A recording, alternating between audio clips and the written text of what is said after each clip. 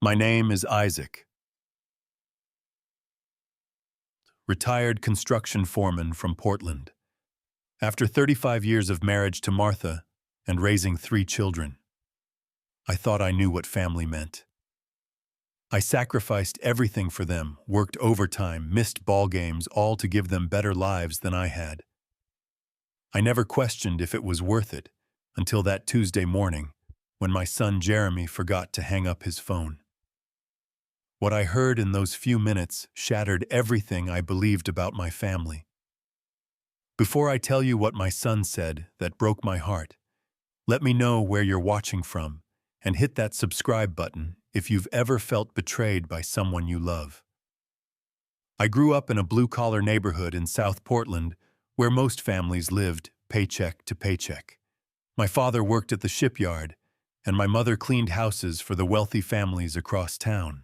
We never went hungry, but there were plenty of times the electricity got shut off, or we had to patch shoes instead of buying new ones. I promised myself my children would never know that kind of struggle.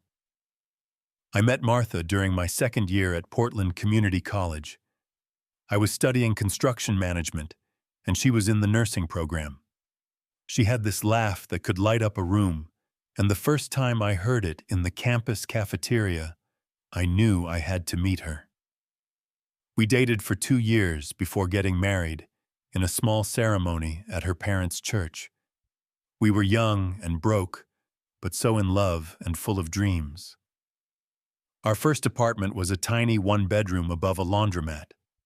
The washing machines downstairs would shake our whole place when they hit the spin cycle, but we were happy.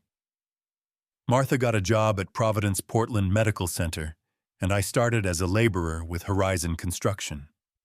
Those early years were tough but sweet. We saved every penny, clipped coupons, and splurged maybe once a month on a dinner out. Sophia came along 3 years into our marriage. I still remember holding her for the first time, this tiny, perfect human that Martha and I had made together. Something shifted in me that day, a fierce protectiveness and determination that my daughter would have every opportunity in life. Thomas followed 3 years later, and then Jeremy 5 years after that.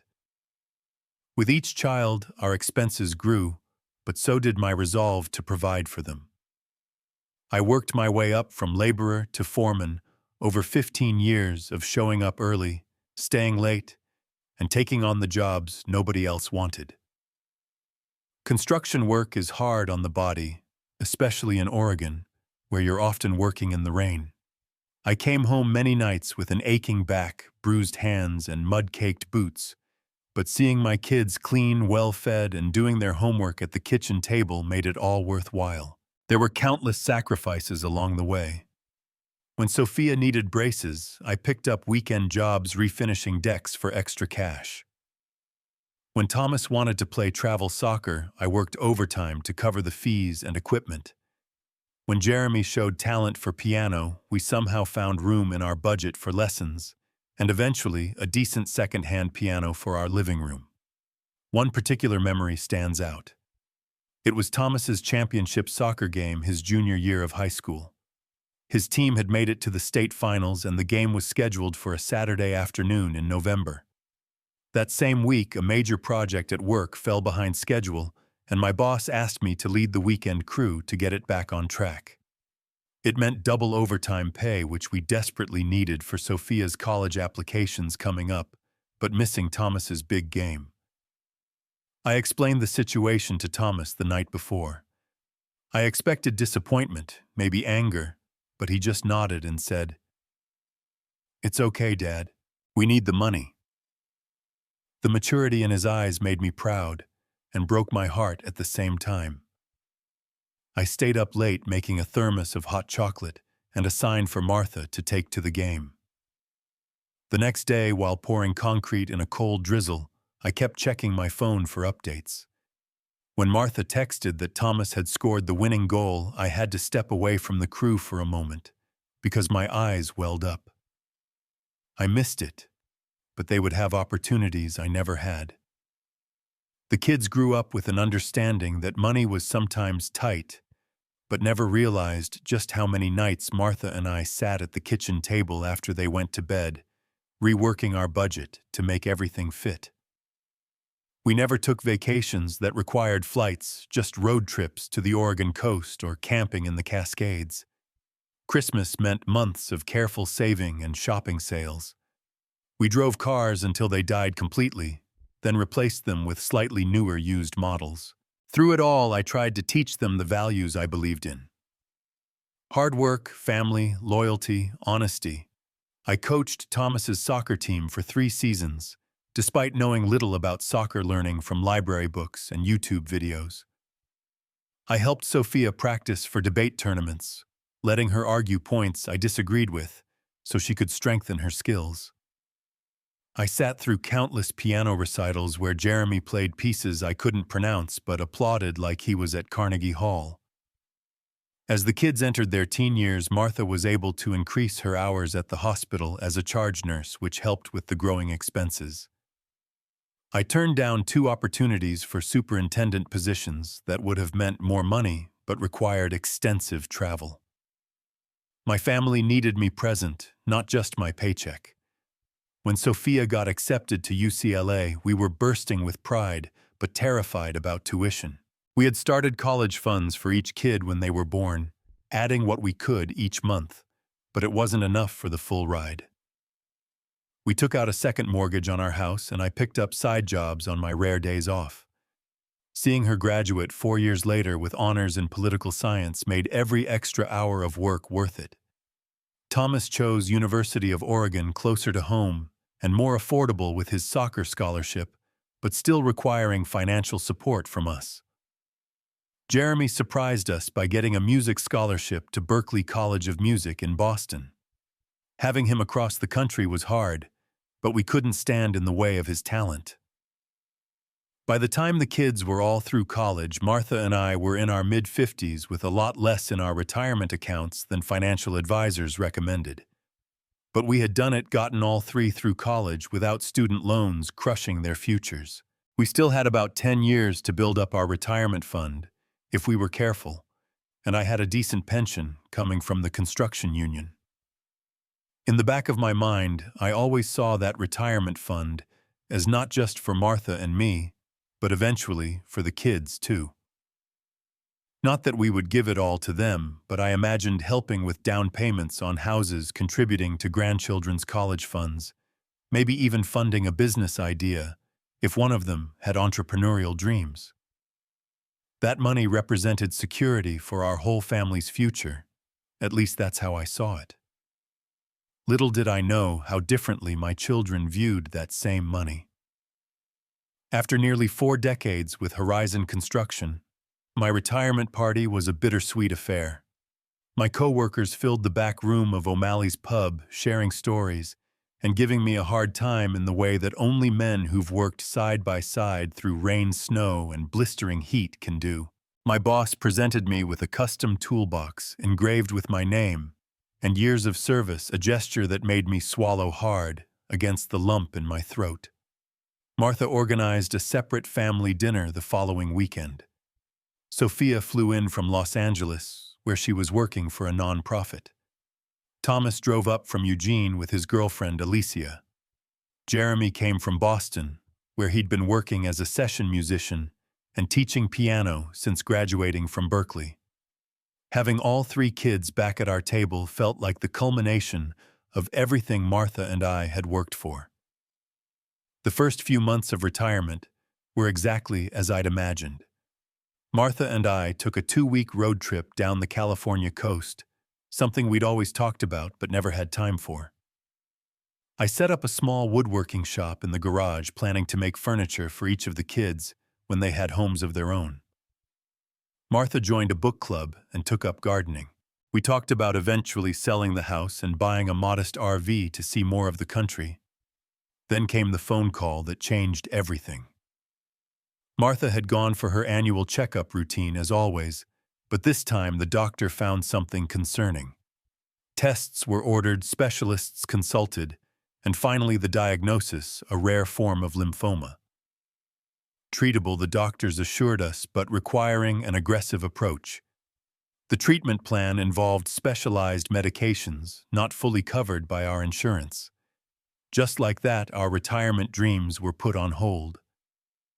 Martha took it with characteristic grace, joking that at least she had insider knowledge of the hospital as a former nurse. I tried to match her optimism, but privately, the financial implications kept me awake at night. The cost of treatments quickly began to deplete the retirement fund we'd so carefully built. The kids rallied around their mother, which touched me deeply. Sophia called every day for updates. Thomas and Alicia brought meals over twice a week. Jeremy sent care packages from Boston with her favorite teas and books. Their support during this difficult time seemed to confirm everything I believed about the family we had created. As the months of treatment stretched on, I began to notice subtle changes in our family dynamic. The daily calls from Sophia became every few days, then weekly. Thomas's visits grew shorter often, with comments about how busy work was getting. Jeremy's packages came less frequently. I chalked it up to the natural rhythm of life, adult children with their own responsibilities and concerns. Martha's medical updates dominated our conversations with the kids. Sometimes I tried to share other things like a birdhouse I'd completed in my workshop, or a new restaurant Martha and I had tried on her good days.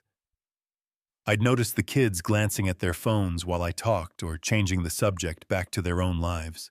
Small things easily dismissed, but they accumulated like drops of water gradually filling a bucket. The first real sting came on our anniversary. 37 years of marriage seemed worth celebrating, especially given Martha's health challenges. I reserved a table at the Riverside restaurant, where we'd had our first real date as college students. I invited the kids to join us, thinking they would want to commemorate this milestone. All three declined with seemingly reasonable excuses. Sophia had a work event. Thomas had tickets to a concert he couldn't exchange. Jeremy had a gig playing at a club. Martha and I enjoyed our dinner anyway, reminiscing about our younger days and marveling at how quickly the years had passed. But there was a hollowness to the evening, an empty space where our children should have been. Later that night, scrolling through social media before bed, I saw Sophia had posted pictures from a restaurant dinner with friends, not a work event. Thomas had tagged himself at a brewery, no concert in sight. Jeremy's supposed gig wasn't mentioned anywhere on his usually active music pages. That was the first time I allowed myself to wonder if our relationships with our children were changing in ways that went beyond normal life transitions. But even then, I found excuses for them. They were young, busy building their own lives. They loved us but had different priorities now. It was natural, wasn't it? When Martha finally completed her treatment regimen and received the wonderful news that she was in remission, we hosted a small celebration dinner at our home. All three kids attended, bringing flowers and balloons. For a few hours, it felt like old times, the five of us around the dining table Martha had insisted on keeping through 3 moves, because it was where our family had shared thousands of meals together. But even during this happy occasion, I noticed things that troubled me. The kids arrived late and left early. During dinner, there were multiple trips to the bathroom with phones in hand. Their questions about Martha's recovery were perfunctory, quickly giving way to stories about their own challenges at work or with relationships. When the conversation turned to our significantly diminished retirement fund and the adjustments we were making to our future plans, I caught a look passing between Thomas and Jeremy that I couldn't quite interpret. As the months passed and Martha regained her strength, family gatherings became increasingly infrequent. Holidays were abbreviated affairs, with the kids making appearances, but often claiming other commitments that prevented longer stays. My attempts to connect through phone calls were met with rushed conversations and promises to call back that rarely materialized. I tried to stay relevant in their lives. I learned to text instead of call. I figured out social media well enough to comment on their posts and photos. I read about their industries and interests so I could ask intelligent questions about their work. When I offered advice based on my own experiences, it was met with polite nods or gentle explanations about how things had changed since my day. At family gatherings, I increasingly felt like background noise. Conversations continued around me as if I hadn't spoken. Photos were taken without anyone asking me to join. Plans were made without considering my and Martha's availability. I found myself retreating to the kitchen to help with dishes or stepping outside to check the grill places where I felt useful and needed. Martha noticed too, though we rarely discussed it directly. Sometimes I'd catch her watching the kids with a contemplative expression, a slight furrow between her brows. Once after Thomas and Jeremy left abruptly from a Sunday dinner to meet friends for drinks, she quietly said, "They've forgotten what it means to be a family." I had no response that wouldn't have revealed the hurt building inside me. Still, I continued to believe in the essential goodness of my children. I told myself they were just caught up in the self-absorption of youth and early adulthood. Eventually, they would remember the values we'd raised them with. Eventually, they would see us as people, not just parents. Eventually, they would understand the meaning of family beyond what it could provide them. That belief sustained me until a Tuesday morning in April, when a simple phone call to my youngest son changed everything. It was a perfectly ordinary morning.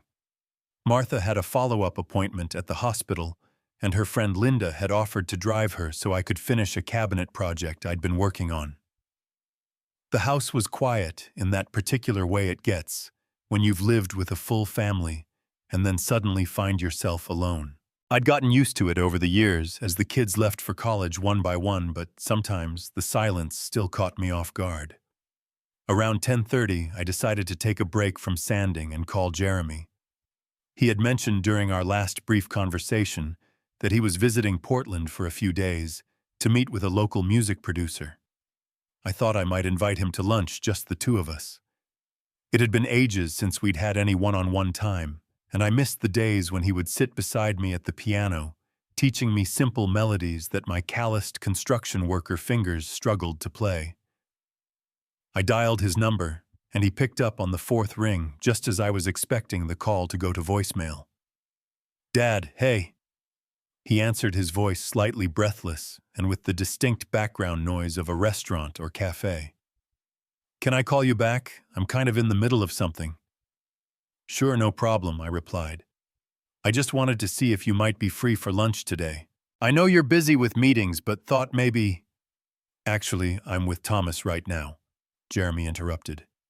"We're catching up. I'll be tied up most of the day with him, and then the producer meeting this afternoon." I felt a small pang. Thomas hadn't mentioned that Jeremy was in town when we spoke 2 days ago. "Oh, great. Tell your brother I said hello. Maybe dinner sometime this week before you head back to Boston." "Yeah, maybe. Listen, I gotta go. I'll call you later, okay?" "Okay, son. Love you." Bye, Dad," he said hurriedly. I heard what sounded like him pulling the phone away from his ear, and then some fumbling. There was the sound that I thought was him hanging up, but after a moment I realized the call was still connected. I was about to end it from my side when I heard Jeremy's voice again, now sounding more distant, as if the phone was lying on a table or in his lap. "Sorry about that," Jeremy was saying, presumably to Thomas. "Dad wanting to do lunch or something. You didn't agree to it, did you?" Thomas's voice came through clearly enough that I could recognize his slightly sarcastic tone, the one he used when he thought something was ridiculous. "No way. Told him we're busy all day." "Good. Did you tell him about the investment opportunity?" Thomas asked. My finger hovered over the end call button, but something kept me listening. Perhaps it was the odd tone in Thomas's voice or just curiosity about what my sons might be discussing. "No way," Jeremy replied with a short laugh. "He'd just lecture us about being careful with money. You know how he gets all that Depression-era mentality stuff about saving and conservative investments. There was a pause and I heard the clink of glasses. We could use his retirement money better than he can, Thomas said. He's too old to enjoy it anyway. They're just sitting on it while it could be growing with our project. I felt a cold sensation spread through my chest. Were my sons talking about my retirement fund, the money that Martha and I had scraped together over decades, the same fund that had been significantly depleted by her medical bills? He's too blind to see it, Jeremy said, and I could almost picture the dismissive wave of his hand that would accompany such a statement. Always has been thinking we care about his boring stories and outdated advice. Remember when he tried to tell me how to negotiate my studio contract, as if construction deals from the Stone Age have anything to do with music publishing rights? They both laughed, and I sat frozen in my kitchen, the phone pressed to my ear so hard it hurt. The worst is when he goes on about his woodworking projects, Thomas added. Like anyone wants a handmade bookshelf in 2023. Sophia got one for Christmas and immediately put it in her garage.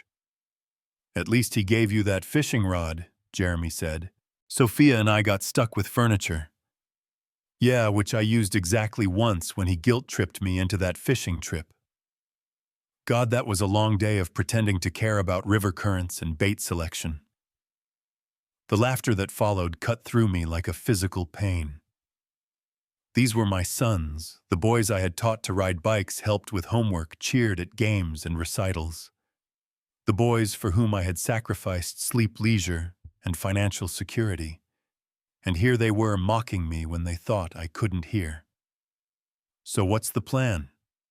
Jeremy asked, his voice becoming more serious. How do we approach him about investing in the app? Sophia thinks we should do it gradually, Thomas replied. First, get him interested in the concept without mentioning money. Then once he sees the potential, suggest he could be part of it. Make him feel included, like he's still relevant. And then ask for the investment. Exactly. But we position it as him investing in his children's future, not just the business. Play up the family legacy angle. He's always been a sucker for anything related to family. What if he wants to be involved beyond just the money? You know how he is always wanting to give advice. We create a phantom advisory role. Let him think he's contributing ideas, but we don't actually implement any of them. Sophia can handle that part. She's always been better at managing him. How much are we thinking of asking for? As much as we can get, Thomas said bluntly. The medical bills took a chunk, but they still have the house equity and what's left of his pension. We start with $50,000 and see where it goes. And if the app fails, Jeremy's voice had a slight edge of concern. It won't, Thomas said confidently. But even if it does, it's not like he needs the money back right away. By the time he and Mom would really need it, we'll have other projects going. We can always shift funds around. I couldn't breathe. The casual way they discussed taking my life savings, the dismissive attitude toward the possibility of losing it, the clear lack of any intention to ensure I and Martha would be secure in our old age, it was all too overwhelming. What about Mom? Jeremy asked. She's always been more financially cautious. That's why we approach Dad first, get him excited about it. He'll convince her. Plus, she's still focused on recovery. She'll go along with anything that seems to make him happy. I heard more clinking of glasses, then Thomas saying, to the future app developers and their blind old dad who's going to fund it all. That was when I finally pressed the end call button. I sat at my kitchen table, the phone now lying in front of me like some venomous thing for what must have been hours. The sunlight shifted across the room, but I barely noticed. All I could hear was the echo of my son's words and laughter playing over and over in my head. When Martha came home from her appointment, I somehow managed to greet her, normally ask about the doctor's report, help prepare dinner. I couldn't bring myself to tell her what I had heard. Her health was still fragile, her emotional resilience just returning after months of grueling treatments. How could I break her heart with the knowledge that our children, whom we had loved so completely, saw us as nothing more than a potential source of funding for their schemes? That night, lying awake beside Martha's sleeping form, I made a decision. Before confronting my children, I needed to know just how deep this betrayal went. Was this a recent development born perhaps of financial pressure or opportunity, or had they always seen me this way as a provider rather than a father, an ATM rather than a person who loved them unconditionally? The answers would determine what happened next, not just for me, but for our entire family. Sleep eluded me that night. Every time I closed my eyes, I heard my sons' voices, their laughter as they mocked me, their calculated plans to manipulate me for money. The casual cruelty of it felt like a physical weight on my chest. By dawn, I had moved from shock to a smoldering anger that I barely recognized in myself. Martha noticed something was wrong at breakfast. After 35 years of marriage, you can't hide much from someone who knows every line on your face. "You're quiet this morning," she said, stirring her tea. "Trouble with the cabinet project." I forced a smile. "Just thinking about some things. How are you feeling after the appointment yesterday?" She gave me a look that said she knew I was deflecting, but would let it pass for now. "Doctor says I'm still making good progress. My blood counts are almost back to normal." "That's great news," I said, genuinely relieved, despite everything else swirling in my mind. "I told you you're too stubborn to let a little cancer keep you down." She laughed, and for a moment the sound pushed back the darkness that had settled over me. Whatever happened next, I still had Martha. We had weathered storms before, though nothing quite like this. After breakfast, I retreated to my workshop, ostensibly to work on the cabinet, but really to think. I needed a plan. Confronting the kids immediately with what I had overheard would be satisfying, but potentially counterproductive. I wanted to understand the full scope of what I was dealing with. I started by reviewing our financial records. Martha and I kept meticulous files, a habit from years of careful budgeting. I went through the past 5 years of bank statements, loan documents, and tax returns. What I found made my stomach tighten. There were multiple loans to each of the children that I had almost forgotten about. $5,000 to Sophia for a car down payment 3 years ago. $8,000 to Thomas when he was between jobs 2 years back. 3 separate loans to Jeremy totaling $12,000 for recording equipment and rent when gigs were scarce. None had been repaid despite promises at the time. I had never pressed the issue, assuming they would pay us back when they were more financially stable. Now I wondered if they had ever intended to return the money. Next, I checked our email accounts. Martha and I shared passwords for everything, no secrets between us. I searched for messages from the kids, particularly any discussing money or investments. What I found chilled me further. There were emails between all 3 children discussing how to approach us for financial help dating back years. They coordinated their requests to ensure they weren't all asking at the same time, which might raise red flags. They shared strategies about which parent to approach first, depending on the nature of the request. They even discussed how to frame their needs in ways that would appeal to our different soft spots. Most disturbing were the recent exchanges about the app investment Thomas had mentioned. It was a social media platform specifically for musicians, allowing them to connect with fans, sell merchandise, and book gigs all in one place. The idea itself wasn't bad, but the emails made it clear that my children had no actual business plan, no significant research into the market, and no technical expertise to execute it. What they did have was a fancy pitch deck and the conviction that my retirement fund should finance their half-baked scheme. Sophia, whom I had always seen as the most responsible of the 3, was deeply involved. In fact, she appeared to be the strategic mind behind the approach they had planned. Dad responds best to family legacy framing, she wrote in one email. Make him feel like he's building something that will outlast him, that will carry the family name forward. He's always been insecure about his lack of higher education, so play up the prestige angle too. The casual clinical way she dissected my psychology made me feel violated in a way I couldn't articulate. This was my daughter who had sat on my shoulders at parades, whose science fair projects I had helped build late into the night, who had cried on my shoulder after her first heartbreak. And now she was instructing her brothers on the most effective ways to manipulate me. I found myself reviewing memories of recent interactions with my children, now seeing them through a different lens. The increased frequency of calls when they needed something. The sudden interest in my retirement plans when the topic of my pension came up. The visits that always seemed to end with some mention of financial challenges they were facing. Even Sophia's attentiveness during Martha's illness took on a new cast. Had her daily calls been motivated by genuine concern, or was she monitoring the situation, assessing how much of our retirement fund was being depleted by medical bills adjusting their strategy? Accordingly, I hated these thoughts. Hated that I was now questioning every expression of affection, every family moment. But the evidence was mounting, and I couldn't ignore it.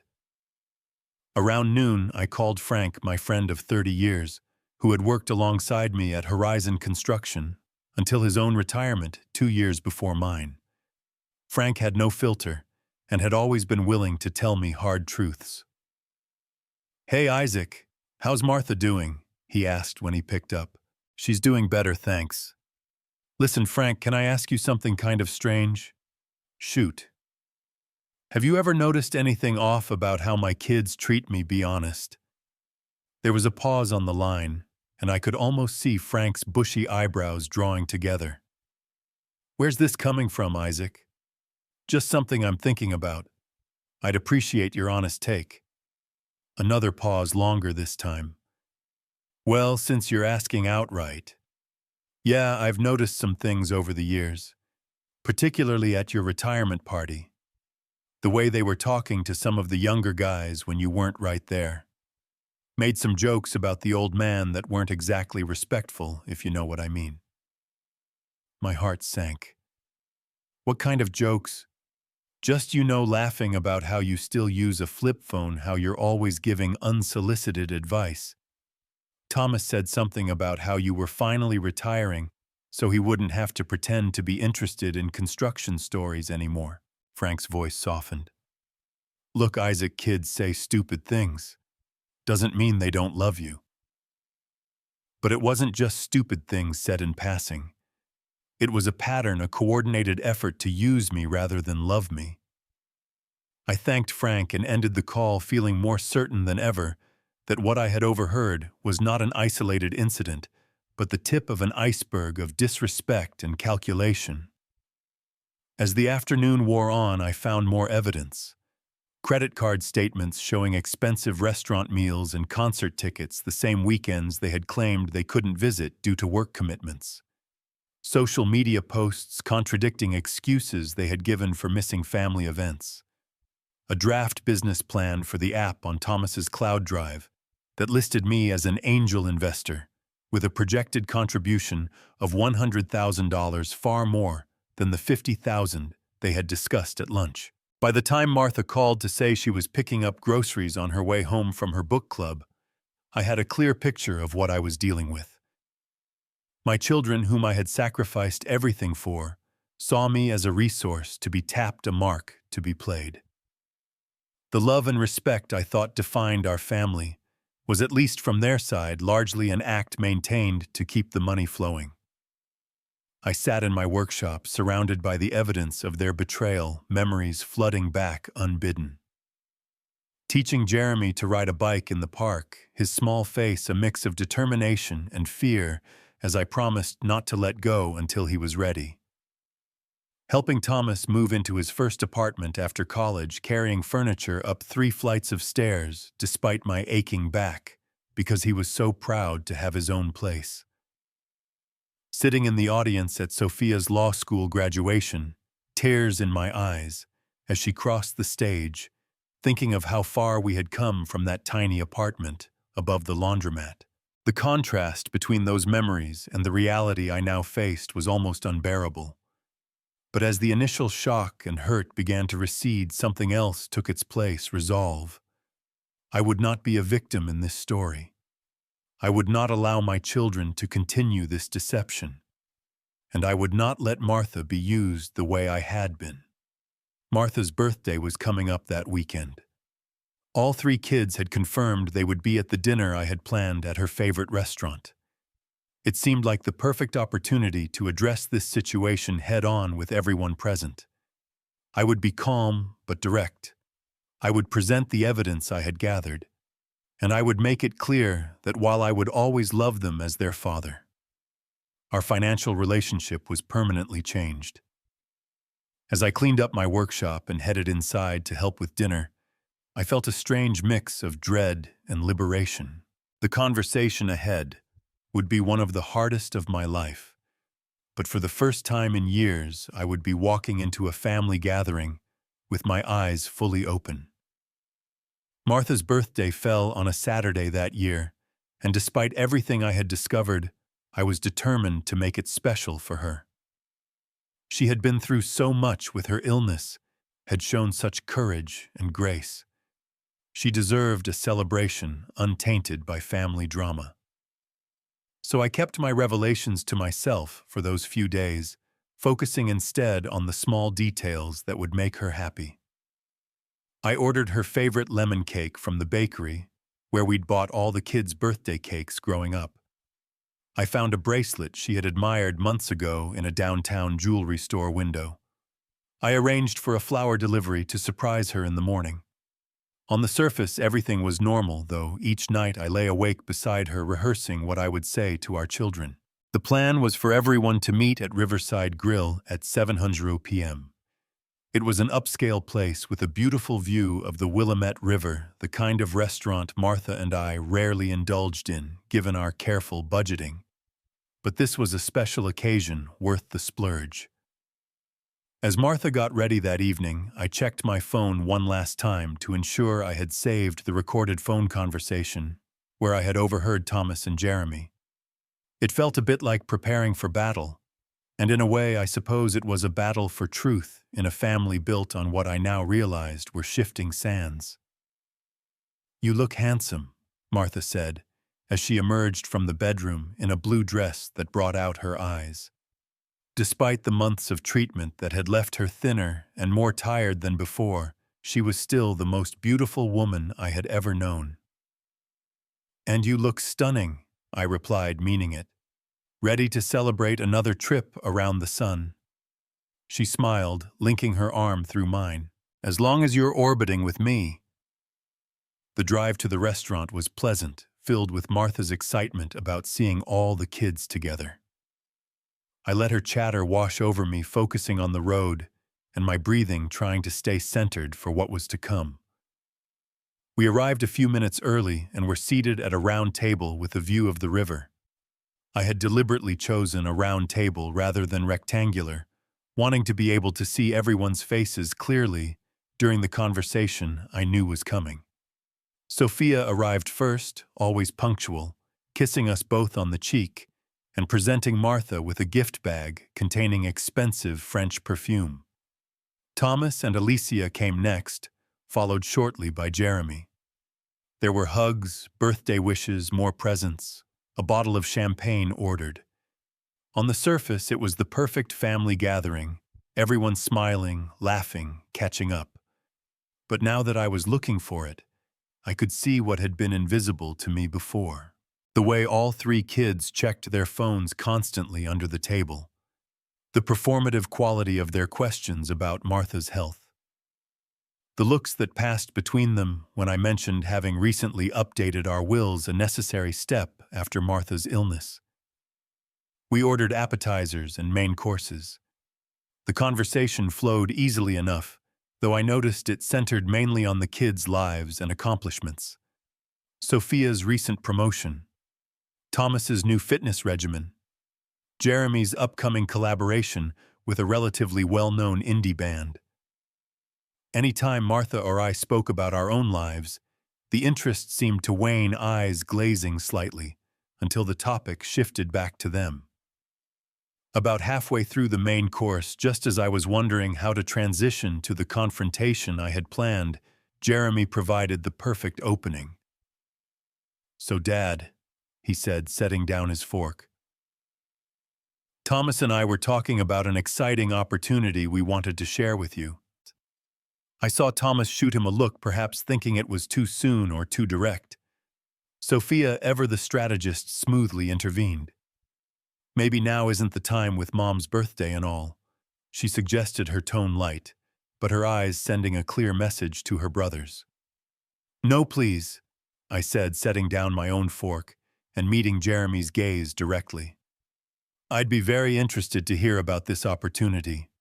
In fact, I believe I already know a bit about it." There was a moment of confusion on their faces, quickly masked. Thomas leaned forward slightly. "Oh, did someone mention it to you already?" "You could say that," I replied, reaching for my phone. "Actually, I know quite a lot about your app for musicians, how you plan to approach me for funding, and what you really think about my boring stories and outdated advice." The atmosphere at the table instantly changed. Martha looked between us, confused. Alicia, Thomas's girlfriend, suddenly became very interested in her napkin. My 3 children froze, expressions ranging from puzzlement to the first flickers of alarm. "Dad, what are you talking about?" Sophia attempted, her voice carefully modulated, to convey gentle concern, as if addressing someone slightly unstable. In response, I simply pressed play on the recording. Jeremy's voice filled our small circle, clear enough that there could be no mistake. "He's too blind to see it. Always has been, thinking we care about his boring stories and outdated advice." I stopped the recording after that first damning line, not wanting to subject Martha to the full conversation. The silence that followed was absolute, broken only by the ambient noise of the restaurant around us. Martha's hand had flown to her mouth, her eyes wide with shock. "You were on speakerphone," Jeremy finally said, his voice weak. "We didn't know." "Clearly," I replied, my tone level despite the turmoil inside. "But that's not the point, is it? The point is that what I heard by accident led me to discover a pattern. A pattern of deception, disrespect, and calculation that apparently has been going on for years." I placed a folder on the table, one I had brought with me, containing printouts of emails, loan agreements, never-honored social media posts, contradicting excuses given for missing family events, and the draft business plan listing me as an investor. "I've spent the last few days doing some investigation," I continued, opening the folder. "It makes for interesting reading. Coordinating your requests for money, strategizing about how to manipulate me and your mother, using her illness as a gauge for how much you might be able to extract from our retirement fund." Thomas's face had gone red, whether from anger or embarrassment, I couldn't tell. "Dad, you're taking things out of context." "Am I? Please enlighten me about the proper context for describing me as a sucker for anything related to family, or discussing how to create a phantom advisory role, so I would think I was contributing, while you ignored any input I might offer." Sophia, always the quickest to recover, tried a different approach. "We made some thoughtless comments, Dad, and we're sorry for that. But this app idea is legitimate. We genuinely believed you might want to be part of something that could be successful for the family." "The family," I repeated. "That's an interesting concept coming from the 3 of you. What exactly does family mean to you? Is it just a convenient framework for financial support? A safety net when you need money, but otherwise an obligation to be minimized?" Martha, who had been silent until now, placed her hand on mine. "Isaac, what exactly is going on?" Her voice was steady, but I could see the hurt and confusion in her eyes. Our children have been coordinating their efforts to extract money from us for years, I said, keeping my eyes on them rather than her. The loans that were never repaid were just the beginning.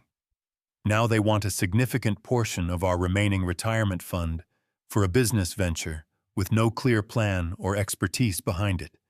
And they've been quite strategic about how to manipulate us into providing it. That's not fair, Jeremy protested, though his voice lacked conviction. We were going to pay back those loans. When? I asked simply. It's been years for some of them. You've taken vacations, bought new equipment, moved to more expensive apartments, all while these loans remained unpaid. Did you ever actually intend to return the money? Their silence was answer enough. And that would be one thing, I continued. I've always wanted to help you succeed, to give you advantages I didn't have. I would have forgiven those loans if asked directly. What I cannot forgive is the calculated way you've discussed your mother and me. The mockery, the clear intent to take advantage of what you perceive as my blindness or gullibility. Dad, we love you, Sophia said, reaching across the table.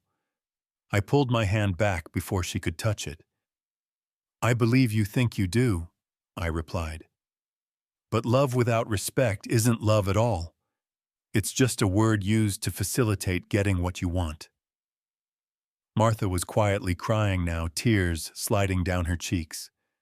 The sight of her pain fueled something in me, a protective anger that burned away any remaining hesitation. So here's what happens next, I said, closing the folder and meeting each of their eyes in turn. There will be no investment in your app or any other venture. The bank of Mom and Dad is permanently closed.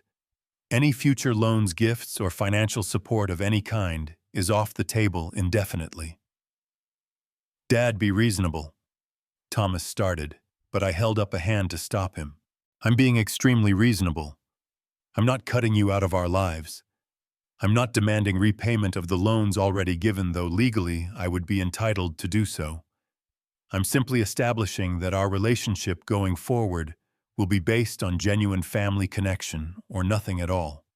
No more financial incentives to maintain the pretense of respect. I stood up, placing enough cash on the table to cover the entire meal plus a generous tip. Martha and I are leaving now. I suggest the three of you use this time to reflect on what kind of relationship you want with us going forward, one based on authentic connection or none at all. The choice is yours. I helped Martha to her feet. She was still crying silently, but there was a straightness to her spine that told me she was with me in this moment, however painful.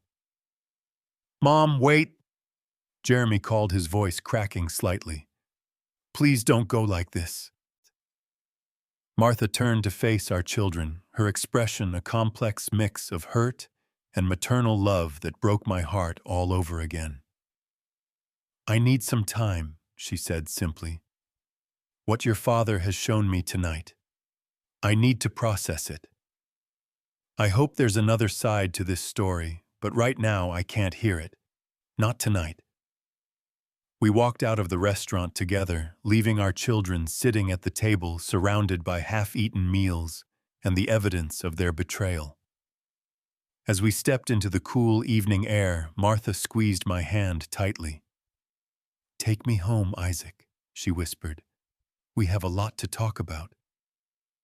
The drive home was silent, both of us lost in our thoughts, the weight of what had happened settling around us like a heavy fog. But despite the pain and uncertainty, I felt something else too, something I hadn't expected, a profound sense of clarity and, strangely enough, freedom. For the first time in years, perhaps for the first time ever, I had seen my children clearly without the distorting lens of parental blindness. And while the view was heartbreaking, there was liberation in that clarity, in finally understanding the true nature of our family dynamic. As we pulled into our driveway, the home we had made together over decades, now a refuge in a way it hadn't been before, Martha turned to me with red-rimmed eyes, but a resolute expression. "Whatever comes next," she said, "we face it together, just like we always have." I nodded, throat too tight for words, and reached for her hand again, grateful beyond measure that whatever else had been revealed as illusion tonight, the foundation of our marriage remained solid and true. The next 2 weeks passed in a strange limbo. All 3 children called and texted repeatedly, their messages growing increasingly desperate as Martha and I maintained our silence. We weren't being punitive, simply protective. We needed time to process what had happened, to grieve the family we thought we had, and to figure out what came next. Martha took the revelations particularly hard. "Where did we go wrong?" she asked one night as we sat on our back porch watching the sunset. "How did we raise children who could be so calculating?" I had been asking myself the same question. "I don't think it was one thing," I finally answered.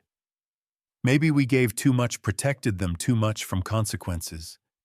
Maybe the world they grew up in teaches different values than the one we knew. Or maybe this is just who they turned out to be despite our best efforts." Martha sighed, leaning her head against my shoulder. "I keep thinking about all the times they were there for me during treatment. Was that real, or was it just part of their plan? I think it can be both," I said slowly, working it out as I spoke. "I think they do love us in their way, but they've developed a transactional view of that love. They see caring for us as something that entitles them to financial support, not as something valuable in itself." We had many conversations like this, trying to make sense of what had happened and what it meant for our family going forward. Gradually, a clarity began to emerge from the confusion and hurt. We couldn't change our children or force them to see us differently. We could only change how we responded to them, boundaries we set, and the way we lived our own lives. One morning in early May, I woke up with a sense of purpose I hadn't felt since retirement. After breakfast, I called our financial advisor, Mark, and set up an appointment for later that day. Martha decided to come with me, both of us agreeing that our financial future needed to be secured against further attempts at manipulation. Mark listened carefully as we explained the situation, his expression professionally neutral, though I caught a flicker of sympathy in his eyes. "Unfortunately, this isn't uncommon," he said when we finished. "I've seen many clients struggle with adult children who view their parents' retirement funds as an advance on their inheritance. We want to make sure we're protected," Martha said firmly. "We love our children, but we can't risk our security." Mark nodded, pulling up our accounts on his computer. "There are several steps we can take. First, I'd recommend moving your assets into more protected vehicles, ones that would be difficult to access on impulse even if you were persuaded to try." We spent 2 hours restructuring our finances, setting up trusts and automatic payment systems that would ensure our basic needs were met, regardless of future pressure. We updated our wills to include specific provisions about how any remaining assets would be distributed, with clear guidelines that would prevent any one child from taking advantage of the others. We even discussed the possibility of selling our house and downsizing, using the equity to fund a more secure retirement, while removing a significant asset that our children might have viewed as eventually theirs. As we left Mark's office, I felt a weight lifting from my shoulders. We had taken concrete steps to protect ourselves, not just financially, but emotionally. Setting these boundaries was an act of self-care, something I realized I had neglected for far too long in my focus on providing for everyone else. That evening, Martha and I sat down together and drafted a joint email to our children. It was time to break the silence, but on our terms. The message was straightforward. We loved them and always would, but our relationship moving forward would be different. No more financial support beyond what was already in our wills. No more allowing disrespect or manipulation. If they wanted a relationship with us, it would need to be based on genuine connection, not what we could provide materially. We sent the email and then turned off our phones for the evening, choosing instead to focus on each other. Martha suggested we revisit some of the retirement plans we had put on hold, starting with the idea of an RV for weekend trips. I found myself excited about the possibility in a way I hadn't allowed myself to be since her diagnosis. The responses from our children came the next day, as varied as their personalities. Sophia's was a carefully worded apology that acknowledged hurt caused but subtly shifted blame to her brothers for the more egregious comments. Thomas responded with anger thinly veiled as concern, suggesting we were overreacting and that cutting off financial support was petty. Jeremy sent a brief text message simply asking if we could talk in person. We decided to respond to each individually rather than as a group, recognizing that our relationships with each child might evolve differently from this point. Martha took the lead with Sophia, arranging to meet for coffee the following week. I agreed to speak with Jeremy by phone, but declined Thomas's demand for an immediate family meeting, suggesting he take more time to reflect on his reaction. As the days passed, I found myself rediscovering parts of myself that had been overshadowed by my identity as a father and provider. I spent more time in my workshop, not building things for the children as I had always done, but creating pieces that brought me joy. I joined a men's fishing group that met on Wednesday mornings, forming new friendships with other retirees who shared stories and advice without the undercurrent of judgment I now recognized had been present in my family interactions. Martha blossomed too, returning to her gardening with renewed vigor and joining a community theater group, something she had always wanted to try but had never made time for. We began having regular date nights, simple dinners, or walks along the river, reconnecting as a couple rather than just as parents. About a month after the confrontation at the restaurant, I received a call from a community center in our neighborhood. They were looking for volunteers to mentor at-risk youth, particularly in practical skills like woodworking and basic home repair. The center director had gotten my name from Frank, who thought I might be interested. I visited the center the following day and was immediately drawn to the program. These were kids from difficult backgrounds who needed positive male role models and practical skills that could lead to employment. Many had never had someone show genuine interest in teaching them or believe in their ability to learn. It was a perfect fit for the skills I had developed over a lifetime in construction and the paternal instincts that still ran strong despite recent events. I began volunteering twice a week, teaching basic woodworking to teenagers who initially approached the classes with skepticism, but gradually showed genuine interest. There was something profoundly healing about sharing my knowledge with young people who appreciated it, who looked to me for guidance without calculation or hidden agendas. Martha's coffee with Sophia had gone reasonably well, according to her account. Sophia had been more genuinely contrite in person than in her email, admitting that she had gotten caught up in the potential financial gain and lost sight of the hurt their actions would cause. It wasn't a complete reconciliation, but it was a start, a small opening that might eventually lead to a healthier relationship. Jeremy called as promised, and our conversation was difficult but necessary. He was defensive at first, claiming that I had misinterpreted their discussion and that the recording was taken out of context. But when I calmly presented the additional evidence I had found, including their coordinated emails about financial requests, he became quieter. "I never meant to hurt you, Dad," he finally said, his voice small in a way that reminded me of him as a child after being caught in a misdeed. "Intent doesn't change impact," I replied, a phrase I had learned in my support group for parents of adult children, which Martha had encouraged me to join. "Whether you meant to or not, you and your siblings treated your mother and me as resources rather than people with our own needs and feelings." "What can I do to fix this?" he asked. That depends on what you want to fix, I said. If you're hoping to restore access to financial support, that's not going to happen. If you want to rebuild a relationship based on mutual respect and genuine connection, that's possible, but it will take time and consistent effort. Thomas remained the most resistant to our new boundaries. His emails and texts alternated between anger and attempts at emotional manipulation, bringing up childhood memories clearly meant to make me feel guilty about withdrawing financial support. I responded consistently but briefly, acknowledging receipt of his messages, but not engaging with the emotional bait.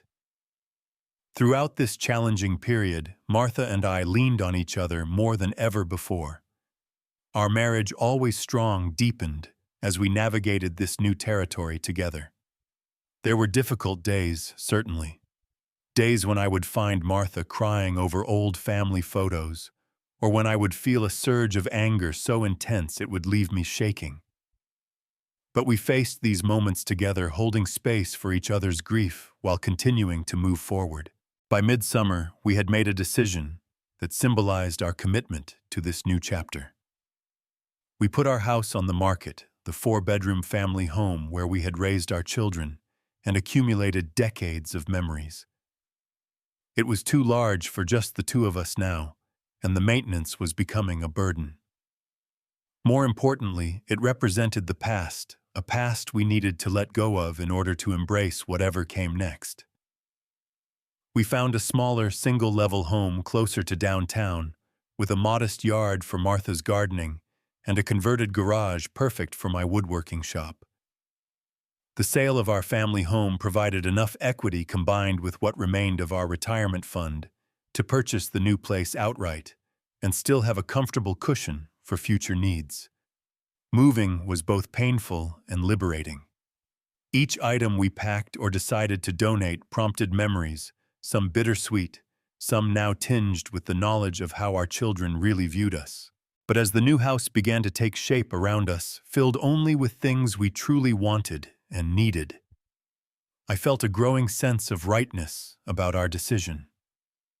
One evening, as we sat on the small patio of our new home watching the sunset with glasses of wine in hand, Martha turned to me with a thoughtful expression. "You know what I've realized," she said. "For so long we defined ourselves by what we could give to the kids. Every decision was filtered through how it would affect them, what we could provide, how we could make their lives better. And somewhere along the way, we lost ourselves in that role." I nodded, understanding exactly what she meant.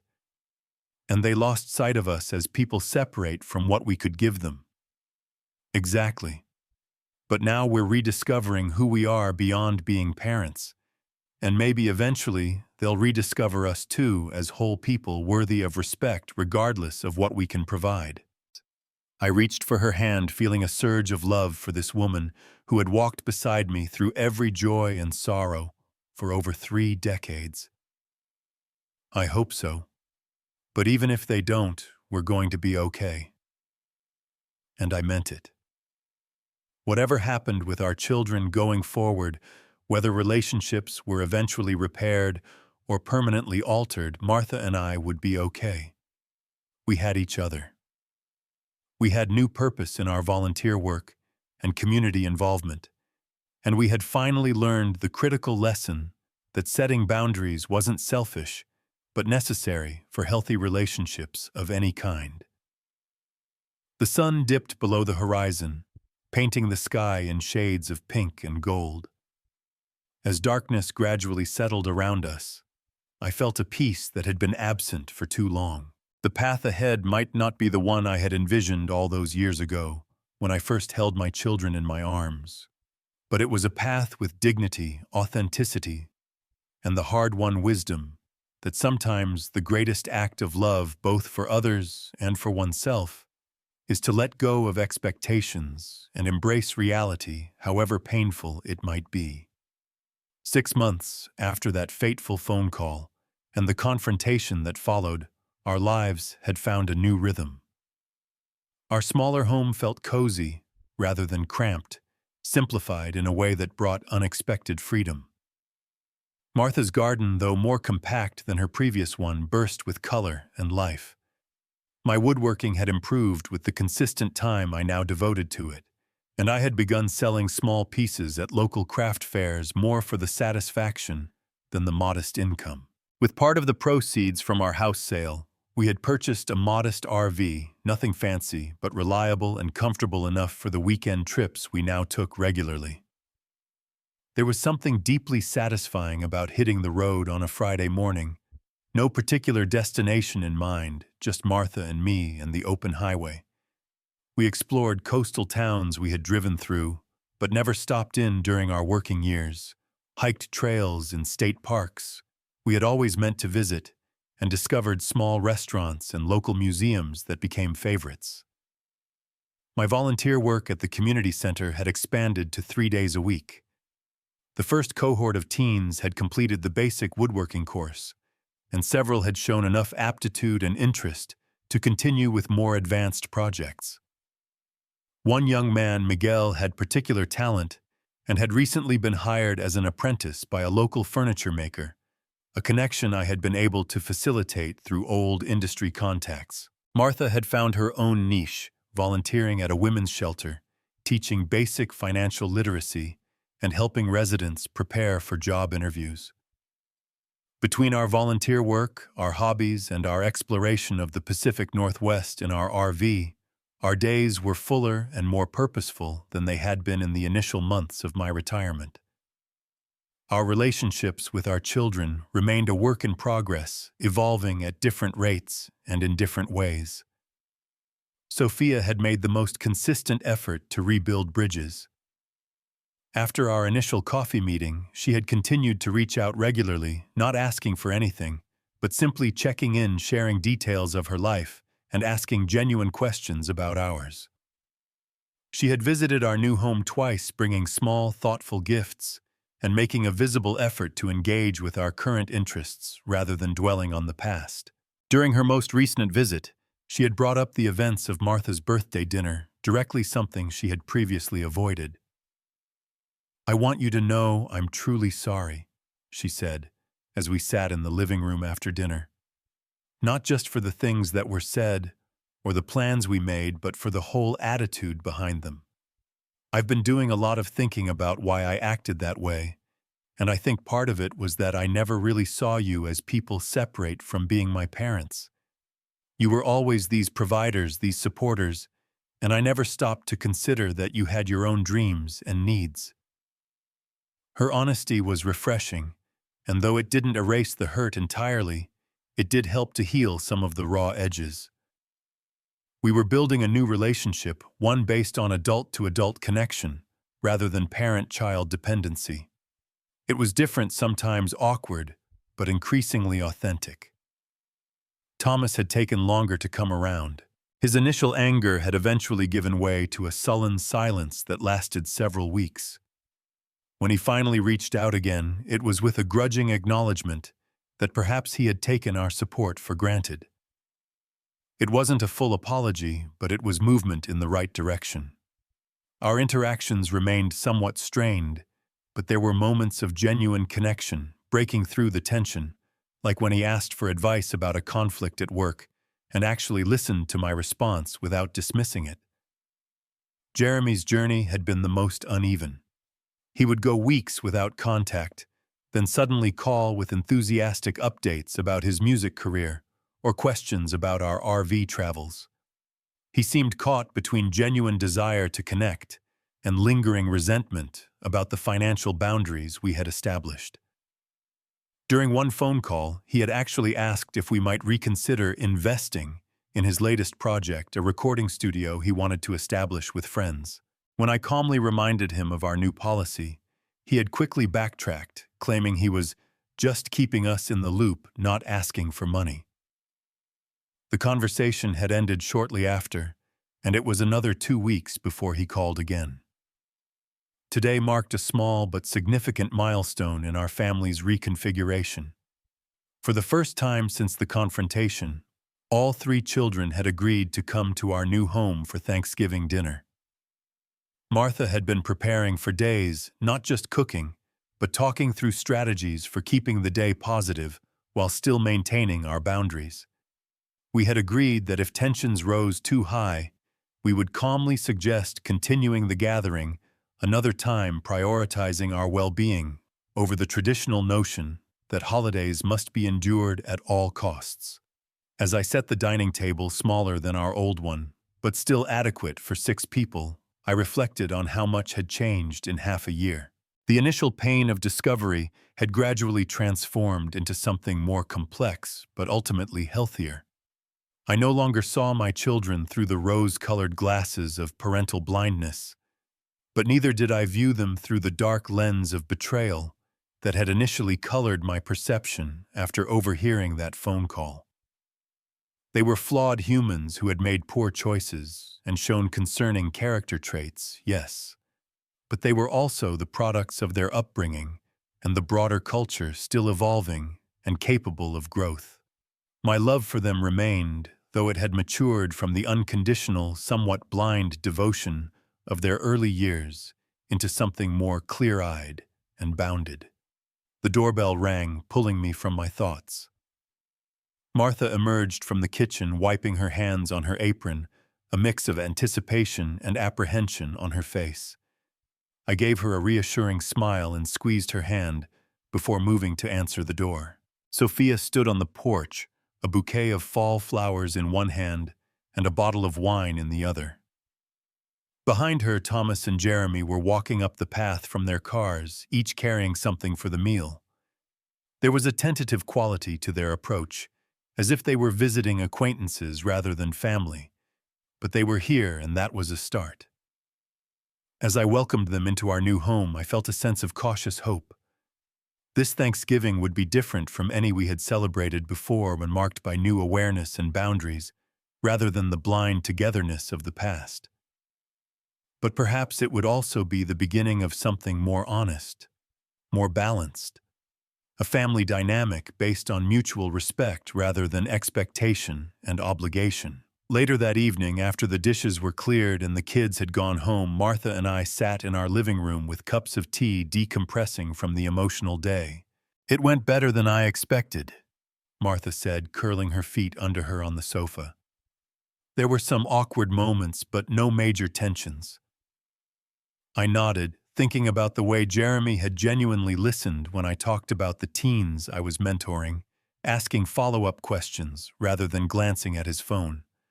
Or how Thomas had complimented the woodwork on our new coffee table without knowing I had made it myself, a small moment of appreciation untainted by familial obligation. And Sophia's careful attention to Martha throughout the day, noticing when she needed help in the kitchen or a moment to rest. "It's a process," I said, "for all of us, learning new ways to be family, to love each other without the old patterns." Martha reached for my hand, her fingers warm from the teacup. "You know what I'm most grateful for this Thanksgiving? That phone call you overheard. As painful as it was, it forced us to see the truth and make changes before it was too late." I squeezed her hand, understanding exactly what she meant. That accidental moment of eavesdropping had shattered illusions, but had ultimately led to greater authenticity, not just in our relationships with our children, but in how Martha and I lived our own lives.